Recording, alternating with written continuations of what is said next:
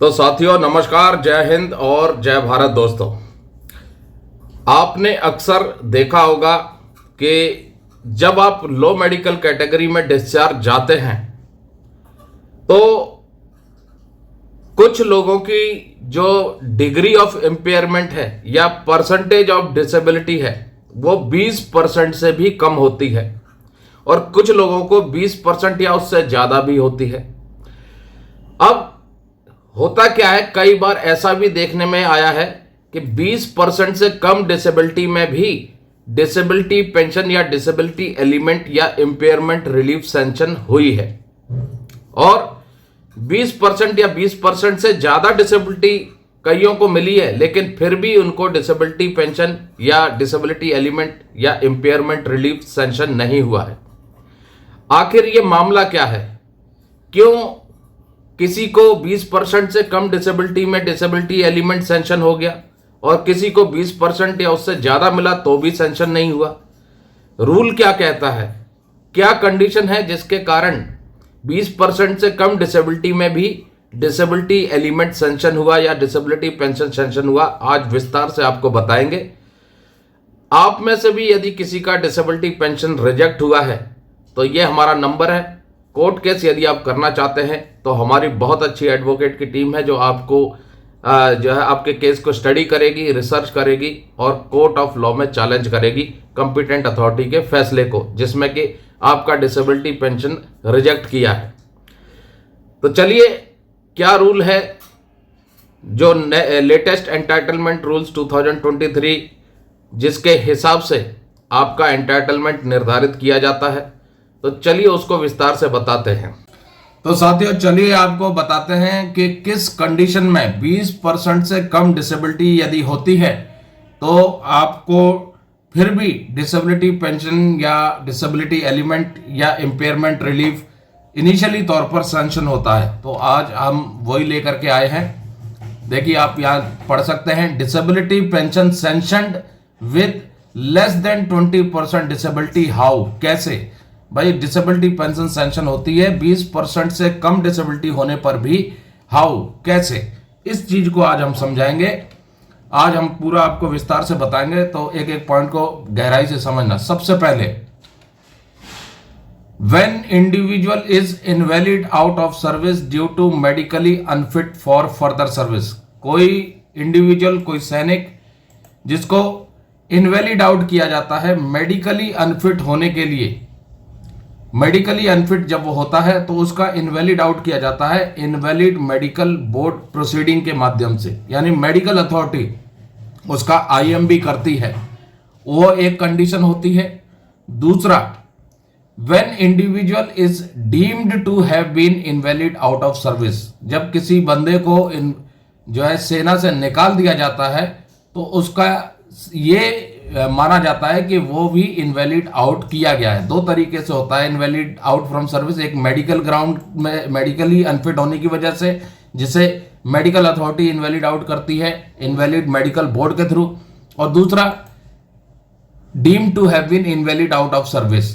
ठीक है, अब ये deemed to have been invalid out of service का जो मुद्दा है, ये वाला मुद्दा, deemed individual, when individual is deemed to have been invalid out of service, यानी कि मेडिकल अथॉरिटी के द्वारा नहीं निकाला गया, एडमिनिस्ट्रेटिव प्रोविजंस के माध्यम से इसको निकाला गया। अब क्या वो कंडीशन है जिसमें deemed to have been invalid out of service माना जाएगा? चलिए नेक्स्ट पॉइंट पर ये लिखा है, on being placed in permanent LMC other than shape 1। अगर कोई सैनिक परमानेंट लो मेडिकल कैटेगरी हो जाता है शेप 1 को छोड़ करके, और पहले उसको पहली बार ही अगर वो परमानेंट एलएमसी होता है और उसको पहली बार में ही कोई भी अल्टरनेटिव एम्प्लॉयमेंट प्रोवाइड नहीं किया जाता है जो उसकी मेडिकल कंडीशन के हिसाब से सूटेबल हो, तो वो भी deemed to have been invalid out of service माना जाएगा। और उसके बाद नेक्स्ट पॉइंट है, बंदा परमानेंट लो मेडिकल कैटेगरी हुआ और उसे पहले अल्टरनेटिव एम्प्लॉयमेंट दे दिया जो कि उसकी लो मेडिकल कैटेगरी के हिसाब से सूटेबल हो, लेकिन बाद में उसको डिस्चार्ज कर दिया टर्म्स ऑफ एंगेजमेंट पूरा होने से पहले। उसकी जो टर्म्स ऑफ एंगेजमेंट है, अगर वो हवलदार है, उसको 24 साल पूरा नहीं करने दिया और मान लो वो 16-17 साल में परमानेंट लो मेडिकल कैटेगरी हो गया और 16-17 साल से लेकर के 20 साल तक उसको अल्टरनेटिव एम्प्लॉयमेंट में सर्विस में रखा और 24 साल से पहले निकाल दिया, तो ये दोनों सिनेरियो जो है वो किस में आएंगे? When individual is deemed to have been invalid out of service. तो deemed to have been invalid out of service माना जाएगा इन दोनों सिनेरियो में। ठीक है, अब यहां पर क्या इसी चीज से आपको डिसेबिलिटी पेंशन सैंक्शन हो जाएगी? जी नहीं।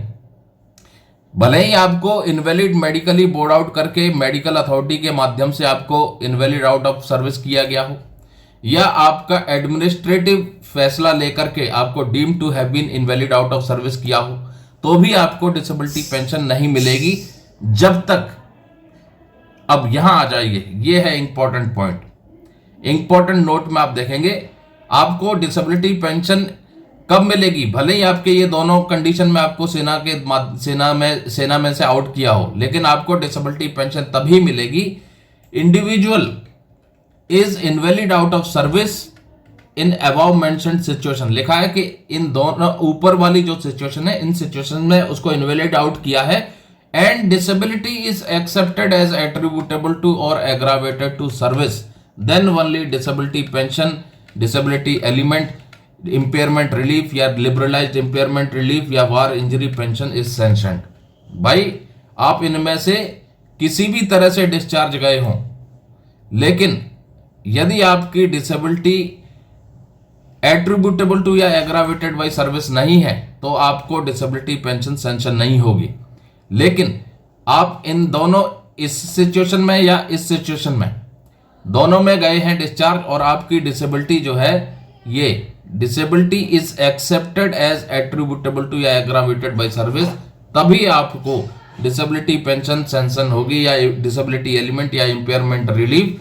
किस सिचुएशन में? जब आपकी परसेंटेज ऑफ डिसेबिलिटी 20% से कम होगी।